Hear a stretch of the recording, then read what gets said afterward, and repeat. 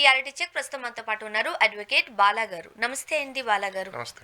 ప్రస్తుతానికి ఆంధ్రప్రదేశ్ రాజకీయాలలో ప్రశ్న రావణ్ గారు అరెస్టుకి సంబంధించి కీలక చర్చనీయాంశమవుతున్న టాపిక్. ఆయన ఏలూరు సభలో కొన్ని వ్యాఖ్యలు చేశారు. పవన్ కళ్యాణ్ గారిని ఇమిటేట్ చేస్తూ కొన్ని వ్యాఖ్యలు చేయడం, దాన్ని బేస్ చేసుకుని అరెస్ట్ చేయడం, బెయిల్ తెచ్చుకోవడం, మళ్ళీ అరెస్ట్ చేయడం, బెయిల్ తెచ్చుకోవడం. వీటి తర్వాత ఆయన మాజీ మావోయిస్టు సంస్థలకు కాస్త క్లోజ్గా ఉన్నారు, వాటితో అనుబంధ సంస్థలతో ఆయన మమేకమై ఉన్నారు. ఇలా రకరకాల ఆరోపణల కింద ఆయన మీద ఇప్పుడు అరెస్ట్ చేయడం జరిగింది. ఆ తర్వాత నుంచి మనం చూస్తున్నాం 1 by 1 కేసు పెడుతున్నారు. ఆయన ఫోన్లో న్యూడ్ పిక్స్ ఉన్నాయన్నారు, రాసలీల చేస్తున్నారు అన్నారు, అండ్ ఆయన అకౌంట్లో 1,50,000 పడుతున్నాయి కాబట్టి అకౌంట్ని ఫ్రీజ్ చేశారు. సో పలు సెక్షన్ల కింద ఆయన పైన కేసులు పెట్టబడ్డాయి కదా. ఏం చెప్తారు ఆ కేసులకు సంబంధించి? అంటే ప్రశ్న రావణ్ కేసు ఏదైతే ఉందో ఆయన కేసులు పెట్టిన దాంట్లో ఊపా యాక్ట్. అసలు ఊపా యాక్ట్ అంటే ఒకసారి మనం క్లియర్ చేద్దాం. Unlawful activities prevention act. అసలు అన్లాఫుల్ యాక్టివిటీస్ అంటే ఏంటి? ఫస్ట్ చట్ట వ్యతిరేకంగా ఉన్నవి కదా. చట్టంలో ఏమేమి చేయకూడదు అనేది డిఫైన్ చేసి ఉన్నారా? First question. ప్రశ్నిస్తే చట్టంలో ప్రశ్నించకూడదని ఎక్కడైనా డిఫైన్ చేశారా? Question number 1. Parliament language, అన్పార్లమెంట్ language అనేది 2 ఉన్నాయి. అంటే మెజారిటీ అని ఎవరైనా ఫీల్ అయితే, అంటే ఇప్పుడు నేను చిన్న ఎగ్జాంపుల్ ఒకటి చెప్తాను. ఎరా బామర్ది అనేది అఫెన్సా లేకపోతే అదొక లాంగ్వేజా, అదే ఒక పదమా? నాకు చెప్పండి.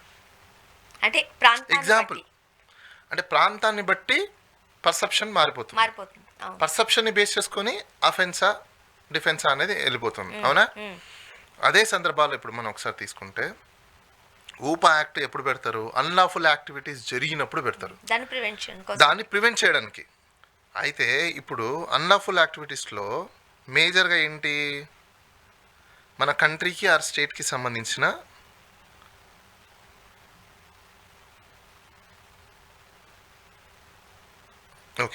సావెర్నిటీ అండ్ ఇంటిగ్రిటీ దెబ్బతీసే విధంగానో, లేకపోతే ఆ సావెర్నిటీ ఇంటిగ్రిటీ అంటే తెలుగులో కూడా నేను చెప్తాను ఒకసారి.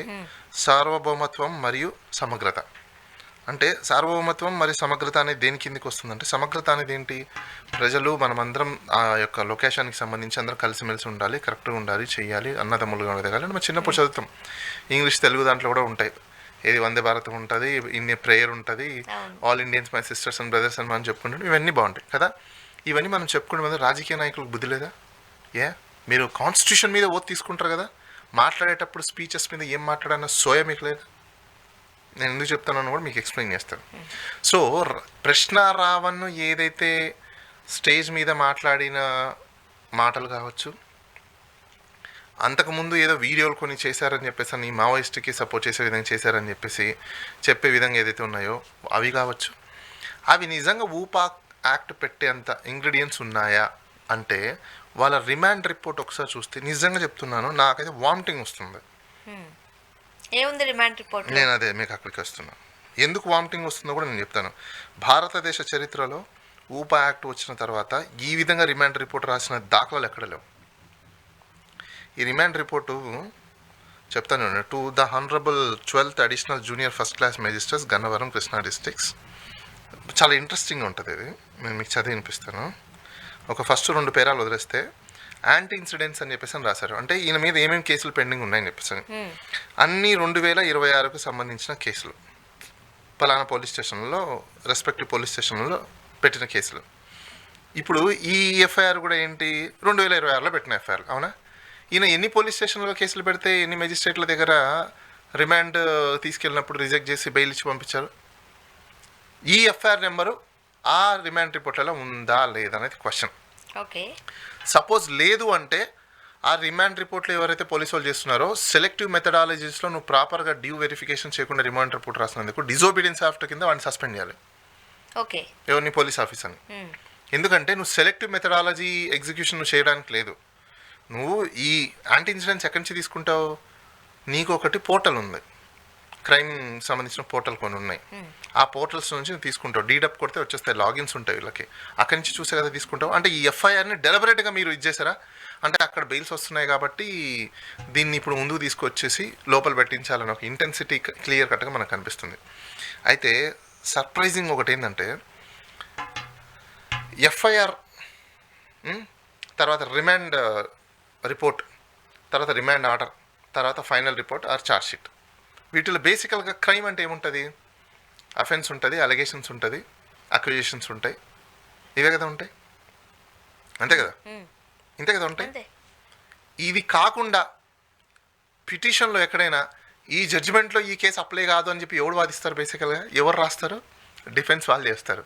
ఒకవేళ నిజంగా పోలీసు వాళ్ళు అలా చేయాలనుకుంటే ఆర్గ్యుమెంట్ సందర్భంలోనో రిమాండ్కి తీసుకెళ్ళాక ప్రజెంటేషన్ చేసినప్పుడు అప్పుడు ఈ జడ్జిమెంట్ ప్రకారము మేము ఇతన్ని లోపల వేస్తున్నామని చెప్పి చెప్పడం పద్ధతిగా ఉంది. అయితే ఇలా రిమాండ్ రిపోర్ట్ ఒకసారి ఒక సస్పీషియస్ రిమాండ్ రిపోర్ట్ ఇదైతే నన్ను అడిగితే, నాకు అడిగితే ఇది పోలీసు వాళ్ళు డ్రాఫ్ట్ చేసినట్లేదు. ఇది ఎవరో ఎక్కడో, ఇంకా నేను అది ఓపెన్ పై చెప్తే వాళ్ళు పరుగు పోతుంది, అందుకని నేను చెప్పట్లేదు. ఎందుకంటే కాస్త కూస్త ప్రజలు ఇప్పటికైనా వాళ్ళు మార్చుకుంటారని నేను ఒపీనియన్. చాలా సందర్భాలు చెప్పా, మీకు ట్రైనింగ్ లేవు, ప్రాపర్గా ట్రైనింగ్లు తీసుకోండి అని చెప్పేసరి.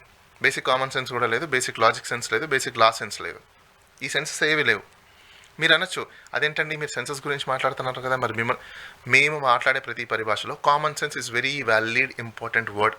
అది అఫెన్సివ్ వర్డ్ కాదు. వాళ్ళకి తెలియదు అనుకోండి, నా దగ్గరికి వస్తే నేను నేర్పిస్తాను, నేనే ట్రైనింగ్ ఇస్తాను కావాలంటే. కానీ మీరు అలా మాట్లాడారు అనుకోండి, వాళ్ళ మనోభావాలు దెబ్బతిన్నాయనుకోండి, మీరు మాట్లాడే ఆ వ్యాఖ్యలకు సంబంధించి కూడా మిమ్మల్ని అరెస్ట్ చేసే అవకాశం ఉంది. ఓకే, మనోభావాలు దెబ్బతిన్నాయంటే అది మిగతా కామన్ మ్యాన్ని మీరు అరెస్ట్ చేసుకున్నట్టు చేసుకోండి. నా దగ్గరకు వస్తే ఏం చూపించాలో, ఏం చెప్పాలో, ఏం చేయాలో నాకు తెలుసు. మీ మనోభావాలు దెబ్బతిన్నాయా లేదా అని చెప్పేసి నేను ఏ విధంగా దాన్ని టిట్ ఫర్ టాట్ ఇవ్వాలో నాకు తెలుసు. మీ మనోభావాలు దెబ్బతిన్నాయి కదా. ఇంజరీస్లో 2 టైప్ ఆఫ్ ఇంజరీస్ ఉంటాయి, ఒకటి ఫిజికల్ ఇంజరీ, ఒకటి మెంటల్ ఇంజరీ. మెంటల్ ఇంజరీకి ఏముండాలి, ప్రైమా ఫేసి ఏం కావాలని చెప్పిన డెఫినేషన్ని డిజైన్ చేసిన పర్సన్ని నేను. మీకు అందరికి బాగానే తెలిసి ఉంటుంది. రామ్ గోపాల్ వర్మ కేసు జరిగినప్పుడు మా మనోభావాలు దెబ్బతిన్నాయంటే ఏం కావాలి అని చెప్పేసి అని చెప్పా. ఇప్పుడు అవన్నీ లేవనుకోండి, అవన్నీ ఏ విధంగా ఉండాలో నాకు తెలుసు.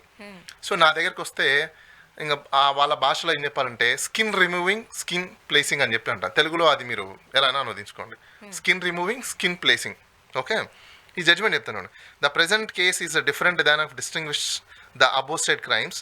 Therefore, the registration of this case and investigation of this case is not hit by the principle laid down the Honorable Supreme Court in T.T. Antony. ఎవరు అడిగారా మీకు? గుమ్మడికాయలు దొంగ అంటే భుజాలు తడుముకుంటారంటారు, చూసినారా? అసలు టీటీ ఆంటోనీ కేసు గురించి ఎవరు అడిగారు మీకు? మీరు రిమాండ్ రిపోర్ట్ ఏంటి? ఇప్పుడు మీరు యాజ్ ఏ లాయర్ గా అక్కడ ఉన్న జడ్జిమెంట్ కి సంబంధించి మీరు చదువుతున్నారు, మీకు ఒక ఐడియా వస్తుంది, ఇంత ముందు జరిగిన కేసుకు సంబంధించి మీకు అర్థమైపోతుంది. బట్ ఇక్కడ సామాన్యులు ఉన్నారు, నేను అదే చెప్తున్నా. టీటీ ఆంటోనీ ఏంటి అంటే ఒకటే సంబంధించిన ఒక దీని మీద నెంబర్ ఆఫ్ టైమ్స్ ఎఫ్ఐఆర్ కానీ కంప్లైంట్స్ కానీ చేయడానికి లేదు.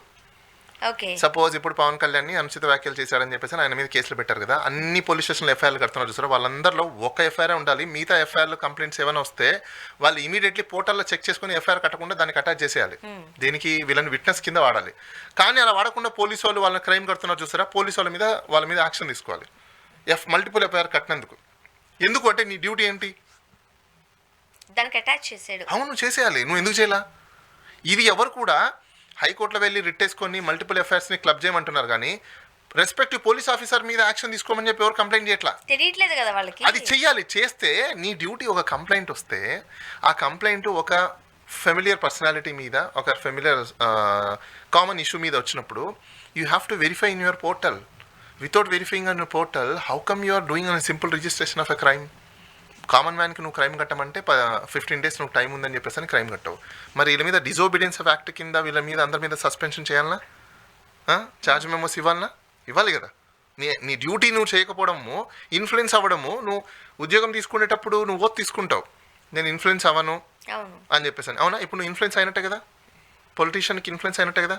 మరి నువ్వు నీ ఉద్యోగంలో పెట్టాలన్నా ఇమీడియట్గా మీ సర్వీస్ రూల్స్ ప్రకారము, ఏపీ సబార్డినేట్ సర్వీస్ రూల్స్ ప్రకారము, అలానే police service rules, Indian police act ప్రకారము, పోలీస్ మాన్యువల్ ప్రకారము నీ మీద యాక్షన్ తీసుకోవాలిగా.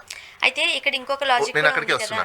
అయితే నేను ఎందుకు ఈ విషయం చెప్పాలనుకుంటున్నానంటే, ఈ రిమాండ్ రిపోర్ట్లో వాళ్ళు ఇది అప్లికబుల్ కాదు, సుప్రీంకోర్టు గైడ్లైన్స్ ప్రకారం సోన్సో అని చెప్పిస్తున్నారు. వెరీ వెల్, మంచిగా బాగుంది. ఇప్పుడు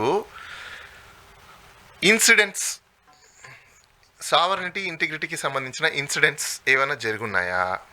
ఈయన ఎప్పుడో 2000 వాళ్ళే రాశారు ఏమని, ఇంకా చూడండి అది కూడా చెప్తాను మీకు. 2025లో అంట ఇది జరిగింది ఆ incident. 1 minute. Political speeches and published addressed in a meeting in a social media platform. Subsequently, when he watched the video on 26 so ఆయన 2026లో ఒక వీడియో చూశాడంట. అది ఎప్పుడుది వీడియో అంటే 25 మార్చ్ 2025లో పబ్లిష్ అయిందంట. అన్ని రోజులు నువ్వు నిద్రపోతున్నావా? Question number 1. ఇప్పుడు 2025లో అయింది కదా. యాక్ట్ ఏంటి? ప్రివెన్షన్. అవునా? ఇన్ని రోజుల్లో ఏమైనా జరిగాయా? It is the question. జరిగిందా? నో. మరి జరగనప్పుడు ఏ విధంగా అఫెన్స్ అని చెప్పేసి మీరు స్ట్రెచ్ ఆఫ్ ఇమాజినేషన్లో ఎఫ్ఐఆర్ ఎలా కట్టారు? Valid point. ప్రివెంట్ చేయడంలో పద్ధతి లేదు. ఎందుకు జరగకూడదని చెప్పి ప్రివెంట్ చేయాలి నువ్వు. అరే బాస్, ఆల్రెడీ 1 year అయిపోతుంది ఇక్కడ వీడియో అప్లోడ్ అయ్యి. ఎవరు ఇన్ఫ్లుయెన్స్ అవ్వలేదు, ఎవరేం చేయలేదు, ఎటువంటి యాక్టివిటీస్ జరగలేదు, హిడ్మాకి సంబంధించిన ఎటువంటి ఇది లేదు, ఏమీ లేకుండా, రిపోర్ట్ లేకుండా, ఏమీ లేకుండా ఓవర్ ద నైట్ నువ్వు ఒక కంప్లైంట్ రాసిస్తే, ఒక వ్యక్తి జనసేన పార్టీకి సంబంధించిన వ్యక్తి కంప్లైంట్ రాసిస్తే నువ్వు ఎఫ్ఐఆర్ కట్టావంటే మాలిఫైడ్ ఇంటెన్షన్తో కట్టిన ఎఫ్ఐఆర్ని నీ మీద యాక్షన్ తీసుకోవాలి కదా. ఈ కంప్లైంట్ మీద కూడా యాక్షన్ తీసుకోవాలి. నేను రీజన్ చెప్తా. ఈ కంప్లైంట్ మీద కూడా యాక్షన్ తీసుకోవాలి. ఎందుకు చెప్పనా? మాలిఫైడ్ ఇంటెన్షన్తో కంప్లైంట్స్ ఇవ్వకూడదండి ఎప్పుడు కూడా. ఆర్టికల్ 51A అని ఒకటి ఉంటుంది, రెస్పాన్సిబిలిటీ ఆఫ్ ద సిటిజన్స్. ఈ responsibility of the citizens also be A maintain of article 14 అంటే ఏంది అని మీరు అడగచ్చు. ఈక్వాలిటీ. సపోజ్ ఇప్పుడు స్వప్న గారు ఉన్నారు, ఇంకొకరు కెమెరామ్యాన్ ఉన్నారు. స్వప్న గారు నన్ను కొట్టినా నేను రిపోర్ట్ చేయాలి, కెమెరామ్యాన్ నన్ను కొట్టినా నేను రిపోర్ట్ చేయాలి. నేను సెలెక్టివ్గా రిపోర్ట్ చేస్తానన్నాను అనుకోండి, అప్పుడు అది ఏమవుతుంది? ఆర్టికల్ 14 వైలేషన్ చేసినట్టేగా. నీ మీద అఫెన్స్ అయింది, లేదు నాకు ఒక అఫెన్స్ తెలిసింది, నేను ఆ అఫెన్స్ని ఎవరు చేసినా సేమ్ అఫెన్సే అవుతుంది. అవునా? ఒక వ్యక్తిని మర్డర్ చేస్తే నాకు ఆ విషయం తెలిసినప్పుడు, నాకు తెలిసిన వ్యక్తి అని చెప్పేసి నేను రిపోర్ట్ ఇవ్వకపోవడం దాన్ని ఏమంటాం? Suppression of facts knowing a fact. అది కూడా క్రైమే కదా. ఏది? తప్పు తెలిసి చెప్పకపోవడం. ఒక క్రైమ్ని తెలిసి చెప్పకపోవడం కూడా నువ్వు క్రైమ్లో భాగమైనట్టే కదా. అది నీకు తెలుసు కదా. నీ పార్టీలోనే ఈ గరికపాటి శివశంకర్ అనే వ్యక్తి ఎవరైతే రోడ్ ట్రాన్స్పోర్టేషన్ దాంట్లో డైరెక్టర్గా ఉన్నాడో, లేకపోతే ఇంకా సోన్సో పోస్ట్లో ఏదైతే ఉన్నాడో, నీ పవన్ కళ్యాణ్, నీ ప్రెసిడెంట్ చాలా సందర్భాల్లో మావోయిస్టులకు సపోర్ట్ చేసుకుంటూ ఆయన ఇంకా మావోయిస్ట్కి కారు కూడా కొనిపెట్టాడు, ఫైనాన్షియల్ ట్రాన్సాక్షన్ చేసి అని చెప్పి ఆయన అడ్మిట్ అయ్యాడు. మరి ఆయన మావోయిస్టులకు చేస్తున్నప్పుడు ముందు ఆయన మీద కదా ఇది A1గా పెట్టాలి, ఆయన మీద కదా కంప్లైంట్ ఇవ్వాలి. నువ్వు కంప్లైంట్ ఆయన మీద ఇవ్వలేదు అంటే ఏమవుతుంది? ఇది selective complaints should not be entertain. అదే ఆ సెలెక్టివ్ లోనే ఇప్పుడు రావణ్ గారు ఏదైతే మత విద్వేషాలను రెచ్చగొట్టే వ్యాఖ్యలు చేస్తున్నారు, స్పీచెస్ చేస్తున్నారు అని అంటున్నారు. ఇప్పుడు అదే పార్టీకి సంబంధించిన కొంతమంది వ్యక్తులు 3 మేకులు 2 చెక్కలు అన్నారు. అది మత విద్వేషాలను రెచ్చగొట్టే వ్యాఖ్యలే. అండ్ రాధా మనోహర్ దాస్ గారు మాట్లాడిన వ్యాఖ్యలు, ఏదైతే ఒక క్రిస్టియానిటీ మతం ఉంటుందో వాళ్ళు ఎవరినైతే దేవతగా పూజిస్తారో, దేవుడిగా భావిస్తారో, ఆ మరియమ్మకు సంబంధించి మాట్లాడిన భాష మనం చూసాం. మరి వీళ్ళ మీద ఎందుకు యాక్షన్స్ తీసుకోవట్లేదు? నేను అదే అంటున్నానండి. Selective criminal complaints are vengeance. ఇక్కడ కూడా అంటున్నా చూడు, కక్షపూరితమైన క్రైమ్లు ఉండవు. ఇది కక్షపూరితమైన క్రిమినల్ కంప్లైంట్ కాబట్టి ఇది నిలబడదు. ఇది కంప్లైంట్ ని ఎంటర్టైన్ చేయకూడదు. ఒక వ్యక్తి స్వేచ్ఛని హరించడానికి మీరు ఇన్ని ఫ్లాస్ చెప్పారు. 1 2 3 4 5 అంటూ పాయింట్స్ వస్తున్నాయి. మరి ఇన్ని ఫ్లాస్ ఉన్నప్పుడు ఇంకా ఆయన ఎందుకు జైల్లోనే ఉన్నారు? ఆయన అకౌంట్ ఎందుకు ఫ్రీజ్ చేయబడింది? 150,000. నేనేమంటున్నానంటే ఇక్కడ ఆంధ్రప్రదేశ్ స్టేట్లో గవర్నమెంట్ స్పాన్సర్స్ క్రైమ్స్ జరుగుతున్నాయి, గవర్నమెంట్ స్పాన్సర్స్ ఎఫ్ఐఆర్లు నడుస్తున్నాయి, గవర్నమెంట్ స్పాన్సర్స్ ఇన్వెస్టిగేషన్లు నడుస్తున్నాయి, లీగల్ క్రైమ్స్ జరుగుతున్నాయి. ఏం లీగల్ క్రైమ్స్ అనొచ్చు మీరు? క్రిమినల్ క్రైమ్ చేయడంలో తప్పలేదు, వాడు క్రైమ్ చేస్తాడు కాబట్టి నువ్వు ఉన్నావు. ఇక్కడ పోలీసు వాళ్ళు తప్పులు చేస్తున్నారు, పొలిటీషియన్స్ క్రైమ్ చేస్తున్నారు విత్ లీగల్ మేనర్. నేను అదే అంటున్నా. ఎవడో ఒక అనామక వ్యక్తితో ఎవడో ఏదో తిట్టాడని చెప్పేసి సింపుల్గా వైట్ పేపర్లో లెటర్ రాసుకుని వాడి మీద ఎఫ్ఐఆర్ కట్టేసి వాడిని పట్టుకొస్తున్నారు. అది లీగల్ క్రైమ్, అది misuse of power, constitutional break down. అక్కడ అది రాజ్యాంగ ఉల్లంఘన. పౌరుడి యొక్క హక్కుల్ని హరించే విధానానికి నువ్వు ఒక కంప్లైంట్ని క్రియేట్ చేస్తున్నావు. నిజంగా జరగడం వేరు. ఇక్కడ made over complaints, make over complaints, preparations complaints, cooked up complaints నడుస్తున్నాయి. ఇప్పుడు ఈ కంప్లైంట్ ఏంటి? ప్రిపేర్ చేసిన కంప్లైంట్. ఎవరు ప్రిపేర్ చేసింది? రాష్ట్రం ప్రిపేర్ చేసిన కంప్లైంట్. రాష్ట్ర ప్రభుత్వం ప్రజలు కాపాడడానికి ఉందా, లేదంటే రాష్ట్ర ప్రభుత్వం ప్రజల మీద లేకపోతే గొంతెత్తి మాట్లాడే వాళ్ళ మీద ఇలాంటి తప్పుడు కేసులు పెట్టడానికి ఉందా? ఇలాంటి తప్పుడు కేసులు పెట్టే వాళ్ళని మనం ఏమంటాం? ఇది స్టేట్ స్పాన్సర్డ్ టెర్రరిజం. ఇది నేను రీజన్ చెప్తా. ఇప్పుడు చాలా మంది అనొచ్చు, ఏంటి సార్ మీరు స్టేట్ స్పాన్సర్డ్ టెర్రరిజం అని అంటారు. Terrorism is a mean apprehension in the mind of the people, not on the ground of act. Terrorism means apprehension or fear mind of the people. Nobody can show, అంటే ఎవ్వడు నీకు చూపించాడు నేను fear అవుతున్నా, నేను భయంగా ఉంది, ఈ రాష్ట్ర ప్రభుత్వం వల్ల నాకు భయం. ఎంతమంది, చాలామంది భయపడుతుంటారు, ప్రతి ఒక్కరు సెలక్షణం భయపడుతూనే ఉంటారు. సో స్టేట్ స్పాన్సర్ టెర్రరిజం జరుగుతుంది ఇక్కడ. లీగల్ టెర్రరిజం చేస్తున్నారు మీరు. స్టేట్ స్పాన్సర్ లీగల్ టెర్రరిజం అని ఎందుకు అంటున్నానంటే, when knowing very well the state you can't be A spectator. ఇప్పుడు అదే కదా జరుగుతుంది. అండ్ ఇంకో విషయం ఇక్కడ చూడండి, అన్లాఫుల్ యాక్టివిటీస్లో చాలా మందికి తెలియదు ఏంటంటే, స్టేటు గవర్నమెంట్ రెండు డిఫరెన్స్ తెలుసా మీకు? తెలుసా ఎవరికైనా? స్టేట్ అనేది ఇన్ఫినిటీ, అలానే ఇండియా అనేది ఇన్ఫినిటీ. గవర్నమెంట్లు వస్తాయి పోతాయి, ఓకే. సెడిషన్లు, గవర్నమెంట్ మీద వార్లు, గవర్నమెంట్ మీద దాడులు, గవర్నమెంట్ మీద తిరుగుబాటులు, బాస్ ఇవన్నీ చేస్తారు, వాళ్ళ ఫండమెంటల్ రైట్స్ అవి. నువ్వు గవర్నెన్స్ ప్రాపర్గా నడిపితే నిన్నెందుకు అంటారు? ఎప్పుడైనా స్టేట్ మీద జరిగితే అఫెన్స్ అని పెట్టాలి, కానీ గవర్నమెంట్ మీద జరిగితే అఫెన్స్ అంటారు ఏంటండి? నాకు అర్థం కాల. గవర్నమెంట్ 5 ఏళ్ళకి ఒకసారి పోతుంది, వాళ్ళ మీద అఫెన్స్ ఏంటి? వాళ్ళు చేసేదాని మీద అఫెన్స్ ఏంటి? నిన్న కేబినెట్ మీటింగ్ లో గవర్నమెంట్ కి వ్యతిరేకంగా ఎవరైనా మాట్లాడితే, ప్రశ్నిస్తే వాళ్ళ మీద కేసులు పెడతాము, కేసులు తప్పు అంటూ స్వయాన ముఖ్యమంత్రి గారి సమక్షంలోనే తీర్మానాలు జరిగాయట. అంటే ప్రజలు గొంతెత్తి మాట్లాడద్దా? మాట్లాడితే కేసులు పెడతారా? అలాంటి కేసులు చెల్లుబాటు అవుతాయా? నేను అదే అసలు ఫస్ట్ ఆఫ్ ఆల్ వాళ్ళ తీర్మానం ముందు బయటకు వదిలితే దాన్ని ఛాలెంజ్ చేసి ముందు సెటిసైడ్ చేస్తున్నాను. ఎందుకంటే అసలు నువ్వెవరో తీర్మానాలు చేయడానికి? నాకు అర్థం కాల. నీకు గవర్నమెంట్ ఇచ్చింది, మినిస్ట్రీ ఇచ్చింది, బోర్డు ఇచ్చింది, క్యాబినెట్ ఇచ్చింది, నీకు ఇట్లా పిచ్చపాటి తీర్మానాలు చేయడం కోసం కాదు, ప్రజల యొక్క మాన ప్రాణాలు కాపాడడం కోసం, ప్రజల యొక్క హక్కుల్ని హరించకుండా ప్రశ్నించడం కోసం. అంటే నీ గవర్నమెంట్ మీద ప్రశ్నించద్దా?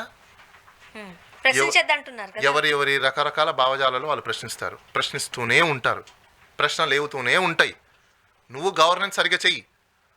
వెన్ యూ ఫెయిల్డ్, నువ్వు ఫెయిల్యూర్ అయిపోయినప్పుడు నీ ఫెయిల్యూర్ని నువ్వు డెమాన్స్ట్రేషన్ చేసుకోకుండా ప్రజల మీద పడతానంటే ఖచ్చితంగా ప్రశ్నిస్తాం. అలాంటప్పుడు ఈ కేసులు ఏదైతే రావణ్ గారు పెట్టిన కేసు నిలబడతాయా? ఏవి నిలబవు. కాకపోతే నేను ఒకటే చెప్పగలుగుతాను, రావణ్ కేసుల్లో రిమాండ్ ఇచ్చే టైంలో ప్రాపర్గా ఆర్గ్యూ చేయలేదని నేను భావిస్తున్నాను, నో డౌట్ అందులో. అండ్ రెండో విషయం ఏంటంటే, అక్కడ మెజిస్ట్రేట్ కూడా రిమాండ్ రిపోర్ట్ని ప్రాపర్గా చూసి ప్రైమా ఫేసి ఉందా లేదా అని ప్రాపర్గా చూసుకొని, బేసిక్ ఎవిడెన్స్ కూడా లేకుండా, అంటే ఇక్కడ రెండు విషయాలు ఉన్నాయండి. అక్కడ మ్యాజిస్ట్రేట్లు కూడా ఎలా చూస్తారంటే, ఈ మధ్యకాలంలో బ్లైండ్ అయిపోయారు. మేము ఇది చాలా సందర్భాలు చెప్పాం. Blind remands, Omni bus remands should not be taken to the place అంటాం. ఎందుకు అంటే సుప్రీంకోర్టు చాలా సందర్భాలు చెప్పింది, బాబు కళ్ళు మూసుకొని మీరు రిమాండ్లు ఇవ్వకండి, ప్రజల యొక్క రైట్స్ని హరించకండి, జ్యుడిషియరీ అనేది కళ్ళు ఓపెన్ చేసుకొని ఉండాలి. వాళ్ళు తప్పులు చేస్తారు, పోలీసు వాళ్ళు రకరకాలుగా రిపోర్ట్స్ తీసుకొస్తారు, దాన్ని పర్సీవ్ చేయాల్సింది మనము, దాన్ని చూడాల్సింది మనము. అలా అని చెప్పి గవర్నమెంట్ సైడ్ మాత్రమే మీరు చూసి రిమాండ్లకు పంపించద్దండి అని చెప్పింది. ఇక్కడ ఊపా యాక్ట్ పెట్టేశారు కదా అని చెప్పేసి ఏమైపోయిందంటే, జ్యుడిషియల్ అకాడమీలో కూడా ట్రైనింగ్స్ చాలా ఇంపార్టెంట్ కావాలి మనకు. ఎందుకు కావాలంటే, మేము ట్రయల్ కోర్స్ కూడా వెళ్తుంటాం. నిజంగా చెప్తున్నా నేను, మేము కొన్నిసార్లు అయితే ఆర్గ్యూ చేసి మాకు అలుపు వస్తుంటుంది. అలాగ అర్థం కాదు, ఎందుకంటే వాళ్ళు జేసీజే రాసేసి జస్ట్ వచ్చేస్తారు. ఒక 3 years 4 years ఉంటుంది. అక్కడ లీగల్ సెన్స్ ఉండాలి, కామన్ సెన్స్ ఉండాలి, ఎథికల్ సెన్స్ ఉండాలి, రీజనింగ్ సెన్స్ ఉండాలి. ఇన్ని సెన్సెస్లో ఉండదు అక్కడ. అలా ఏదో బ్లైండ్లో కొన్నే తెలుసుంటాయి. వాళ్ళ experience 5 years experience, 10 years experience అనుకోండి, కొంత పద్ధతి తెలుసుంటుంది, ప్రొసీజర్ ప్రాక్టీస్ తెలుసుంటుంది, అక్కడే ఉండిపోతారు. అరే ట్రయల్ కోర్ట్ పరిధి ఏంటి? ట్రయల్ కోర్ట్ ఎంతవరకు చూడాలి? యువర్ మదర్, నువ్వు బాన్ అయ్యేది అక్కడి నుంచే, ఎవ్రీథింగ్. అక్కడ ప్రాపరేషన్ లేకపోతే ఎట్లా? సుప్రీంకోర్టు ఎన్నో సందర్భాలు చెప్పింది, సుప్రీంకోర్టు కంటే ద పవర్ఫుల్ ట్రయల్ కోర్ట్ అని చెప్పేసి అని. ట్రయల్ కోర్టులోనే పౌరుడి యొక్క హక్కుల్ని కాలరాస్తుంటే మరి ఇంకెక్కడికి వెళ్తారు అతను? అప్పీల్కి వెళ్తారు, అది డిఫరెంట్ స్టోరీ. కానీ మీరు బేసిక్ డ్యూటీస్ చూడట్లేదు కదా. అయితే ఇక్కడ ప్రజలు కూడా తెలుసుకోవాల్సిన విషయం ఏంటంటే, sometimes when a judicial magistrate also be done any mistakes or error or disobedience of the procedures or apex courts guidelines, he is also be liable under prosecution. ఎందుకు అంటే వీళ్ళకి కూడా ఖచ్చితంగా డిసిప్లినరీ యాక్షన్ తీసుకునే అవకాశాలు ఉంటాయి. దీనికి register విజిలెన్స్కి complaint చేస్తే వాళ్ళ మీద యాక్షన్ తీసుకుంటారు. ఎందుకంటే మీరు ఊరికే ఓమ్ని బస్గా కళ్ళు మూసుకొని ఇచ్చేసి పడేస్తా అంటే ఎట్లా? వాళ్ళ ఫండమెంటల్ రైట్స్. ఇప్పుడు ఉద్యోగం నీకు వచ్చింది, కళ్ళు మూసుకొని కూర్చొని సంతకాలు పెట్టడం కోసం కాదు. జడ్జ్ అంటే ఎవరు? With open eyes. You should not carry your personal affairs into the bench. నువ్వు బెంచ్ ఎక్కావు అంటే నీకు legal mind, social mind or common sense mind తప్ప ఇంకేం ఉండకూడదు. నీ యొక్క పర్సనల్ ఒపీనియన్స్ ఏమి ఉండకూడదు. అందుకే చూడండి, జడ్జిమెంట్లు రాసేటప్పుడు కూడా దిస్ కోర్ట్ ఫీల్స్ అంటారు కానీ దిస్ జడ్జెస్ ఫీల్స్ అని చెప్పారు. ఎందుకంటే but you feel that when you feel you must be feel in equal manner. Parity or disparity also applicable in equality. మీరు అనొచ్చు ప్యారిటీ ఏంటి సార్, డిస్పారిటీ ఏంటి సార్ అంటే favouritism not unfavouritism. Unfavouritism. So unfavouritism కూడా equality ఉండాలి, okay. Favouritism కూడా equality ఉండాలి. మరో కేసు, ఈ సాయి కృష్ణ కేసుకి సంబంధించి లాకప్ డెత్ లో సిఏ నాగరాజు గారు ప్రస్తుతానికి కస్టడీకి ఇచ్చారు. సో సిట్ చాలా లోతుగా దర్యాప్తు చేస్తోంది అని అంటున్నారు. ఏం జరుగుతోంది లోపల? అంటే ఒకటండి, ఇప్పుడు లోపల స్ట్రిక్ట్ చాలా లోతుగా దర్యాప్తు చేస్తుంది అని అంటున్నారు కదా. ఎన్ని ఫీట్స్ లోతు ఉంది, ఎంత డిగ్గింగ్ చేశారు అనేది ఐ డోంట్ నో అంటే బేసికల్గా. ఎందుకంటే లోతుగా వాళ్ళు మరి ఎంత బేసికల్గా వాళ్ళని కాన్స్టిట్యూట్ చేయడానికి వాళ్ళ కాన్స్టిట్యూట్ అయిన టీంకి కాంపిటెన్సీనే లేదు. కాంపిటెన్సీ లేని టీము ఇన్వెస్టిగేషన్ చేస్తుంది అంటప్పుడు అది హాస్యాస్పదం కాక ఇంకేమవుతుంది? ఇలాంటి డెత్ కేసెస్లో సుప్రీంకోర్టు, హ్యూమన్ రైట్స్ కమిషన్ చాలా సందర్భాలు చెప్పింది. ఈవెన్ సిఆర్పిసి, బిఎన్ఎస్ఎస్లో కూడా ఉంది, police cannot be investigate their own case. అది ఖచ్చితంగా జ్యుడిషియల్ ఎంక్వైరీ పడాలి. అది కూడా ఏంటి, ఒక ఇండిపెండెంట్ ఎంక్వైరీ నడవాలి. ఇవన్నీ చాలా ఉన్నాయి. వాళ్ళు ఎంక్వైరీ చేస్తున్నారంటే ఎవిడెన్స్లన్నీ డిస్ట్రాయ్ చేయడానికి తప్ప నుంచి ఏముండిద్ది? ఇంకో విషయం అండి, ఇప్పుడు ఇన్ని రోజులు ఎంక్వైరీ అంటున్నారు కదా, I'm challenging to the government. నన్ను ఒక కమిషనర్గా తీసుకోండి, 1 వీక్ నాకు టైం ఇవ్వండి, ఎక్కువ కూడా అక్కర్లా, 1 వీక్లో కేసు మొత్తం నేను ఇన్వెస్టిగేట్ చేసి పెట్టేస్తాను. సింపుల్. ఇక్కడ అంత పెద్ద రాకెట్ సైన్స్ ఏం లేదండి. ద డే వన్ ఇతను ఎక్కడి నుంచి ఎత్తుకొచ్చారు, ఆ రూట్ పట్టుకోండి, ఆ సిగ్నల్స్ తీయండి, అక్కడ ఎవరు పని చేశారో వీళ్ళకి రోస్టర్ ఉంటుంది. ఆ పోలీస్ స్టేషన్లో ఎవరెవరు పని చేశారో ఎవ్రీ డే వీళ్ళకి రోస్టర్ ఉంటుంది, వీక్లీ రోస్టర్ ఉంటుంది. హాలిడేస్ ఎవరు డ్యూటీలో ఉంటున్నారు ఏంటని చెప్పేసి ఆ రోస్టర్ మాస్టర్ తీసేయండి. ఆడ ఎవరెవరు అవైలబుల్ ఉన్నారు తీయండి, సీసీ కెమెరాలు తీయండి, చుట్టుపక్కల ఉన్న సీసీ కెమెరాలు తీయండి. సీసీ కెమెరాలో ఫుటేజ్ అంతా పోయింది అంటున్నారు. పోయింది అంటే నేను అక్కడికి వస్తున్నా. సీసీ ఫోటేజ్ పోతే రికవరీ చేయొచ్చు. సీసీ ఫోటేజ్ డిలీట్ చేయాలంటే రైట్స్ ఎవరికి ఉన్నాయి? ఇదే పోలీస్ వాళ్ళు ఆంధ్రప్రదేశ్ హైకోర్టులో ఇంకా కూడా పిల్ పెండింగ్ ఉంది. మా ఫ్రెండ్ ఒక అతను పిల్ వేశాడు ఆ సీసీ ఫోటేజ్ అతని గురించి. వాళ్ళు ఏమని అడ్మిట్ అయ్యారంటే సీసీ ఫోటేజ్లో డిలీట్ చేయడానికి కానీ లాగిన్ చేసి ఏమైనా చేయడానికి కానీ ఎస్హెచ్ఓ పరిధిలో లేదు, ఓన్లీ ఎస్పీ పరిధిలోనే ఉందని వాళ్ళే హైకోర్టుకు చెప్పున్నారు. ఆ లెక్కనైతే ఇప్పుడు డిలీట్ చేసింది ఎవరు? కమిషనర్ రేంజ్లో ఉన్న అతను. ముందు కమిషనర్ని కూడా దాంట్లో పార్టీ చేయాలి కదా, డిలీట్ అయిపోయింది కాబట్టి. అతను కూడా అక్యూజ్డే కదా అప్పుడు అలాంటప్పుడు. మరి ఇన్వెస్టిగేషన్కి అతను ఆయన అంటలో జరిగిన పెద్ద విషయము ఓన్లీ సిఏ నాగరాజు గారు ఒక్కరే చేయగలరా? నేను అదే అంటున్నానండి. వీళ్ళందరూ క్రిమినల్స్ అంటున్నాను నేను. వాళ్ళు ఎవరి పేర్లు బయటికి రావట్లేదు. మరి అందుకోసం ఈ స్ట్రిక్ట్ కాన్స్టిట్యూట్ చేయడమే ఇల్లీగల్ అని చెప్తున్నాను కదా. ఎవరికి ఆయన పట్టుకున్నారేమో తప్ప, బూడిద దొరికింది, ఎముకలు దొరికాయి, రక్తపు మరకలు ఉన్నాయి అంటున్నారు తప్ప, ఎందుకంటే డెడ్ బాడీ ఏమైంది? నేను చెప్పేది ఏంటి, 1 వీక్ నన్ను కమిషనర్ చేసి నాకు స్పెషల్ పవర్స్ ఇస్తే గవర్నమెంట్, నేను ఇన్వెస్టిగేట్ చేసి ఇస్తానంటే నా మ్యాటర్ని. మీ ఐక్యూ సరిపోదు, ఇప్పుడున్న పోలీస్ వాళ్ళ యొక్క ఐక్యూ సరిపోదు అంటున్నా నేను. ఎందుకు సరిపోదు అంటే సరిపోతుందా లేదా అనేది డిఫరెంట్ స్టోరీ. కానీ మీరు చేసే ప్యాటర్న్ ఏదైతే ఉందో it is not up to the mark అంట నేను. Because we know what is the standard of a person who are investigator officer అని చెప్పేసి అని. రైట్, ఇక్కడ మేము కూడా మెంటల్ ఎబిలిటీ, రీజనింగ్, అర్థమెటిక్ ఇవన్నీ చదువుకున్నాం. మేము కూడా సివిల్స్ రాసాం ఎప్పుడు 2011లోనే. సో ఇవన్నీ మాకు తెలుసు, తెలియకుండా ఏం కాదు. కానీ ఇప్పుడు మీ పరిధులు వేరుంటాయి, మా పరిధులు వేరుంటాయి. కానీ మేము బియాండ్ ఆలోచించి చేస్తాం, బియాండ్ రీజనబుల్ డౌట్స్ కంపల్సరీ ఆలోచించాలి. కాబట్టి అన్నీ మేము ఆలోచిస్తాం. కానీ మీరు అలా ఆలోచించారు కదా, ఫేవరిజం ఉంటుంది కదా, మీకు సంబంధించిన వ్యక్తులు కదా, మీకు నచ్చినట్టు రాసుకోవడానికి మీరు కావాల్సినవన్నీ పెట్టుకుంటారు కదా. That is matter. ఇంకెలా అది ఫెయిర్ ఇన్వెస్టిగేషన్ జరుగుతుంది? ఏం జరగబోతుంది అంటారు? ఏం జరుగుతుంది, వాళ్ళకి నచ్చినట్టు టైం పాస్ చేస్తారు. కొన్ని రోజులకి బెయిల్ వచ్చే అవకాశం ఉందంటారు? అదే సింపుల్ లాజిక్ అండి. కొద్ది రోజులు టైం పాస్ చేస్తారు, ఆ కొద్ది రోజులు జనాలు మర్చిపోతారు, ఆ కొద్ది రోజుల్లో బెయిల్ వస్తుంది, ఆ కొద్ది రోజులు బెయిల్ వచ్చిన తర్వాత బయటకు వస్తాడు. ఆ కొద్ది రోజుల తర్వాత ఏమవుతుంది, ఈయన సస్పెండ్ చేశారు కాబట్టి ఇమీడియట్లీ ఈయన రివోక్ చేయండి అంటాడు, మళ్ళీ జాబ్లోకి వెళ్తాడు, వీఆర్లో ఉంటాడు, లేదంటే ఏదో ఒకటి లూప్ ఫోన్లో పోస్ట్ ఇస్తారు, హ్యాపీగా లైఫ్ గడిచిపోతుంది. అంతలోపల రిటైర్మెంట్ వచ్చింది. ఈ కేసు అట్లనే కాలం నడుస్తూనే ఉంటుంది. ఇది నడుస్తుంది. లేదు నిజంగా చిత్తశుద్ధి ఉంది అనుకుంటే 90 డేస్లో ఫినిష్ చేయొచ్చు. చేస్తారా? ఎవరు చేయాలి? అది కూడా సిబిఐ చేయాలి. వీళ్ళు చేయడానికి ఉందా? లేదు. ఎందుకు? ప్రాపర్ ఇన్వెస్టిగేషన్ వీళ్ళు చేయరు. కాదు కూడదని అంటారా? I challenge. మీ ఇన్వెస్టిగేషన్ ఏం చేస్తారో, మీ కేసు డైరీ, మీ డైరీ తీయండి, నేను చెప్తా మీరు ఏమాత్రం ఎఫిషియెంట్గా పనిచేస్తున్నారో. No efficiency. చూద్దాం ఏం జరగబోతుందో. థ్యాంక్ యూ సో మచ్ బాలగారు, మీ అభిప్రాయాలు పంచుకున్నారు. Thank you. ఇది వాళ్ళ రియాలిటీ చెక్. Stay tuned.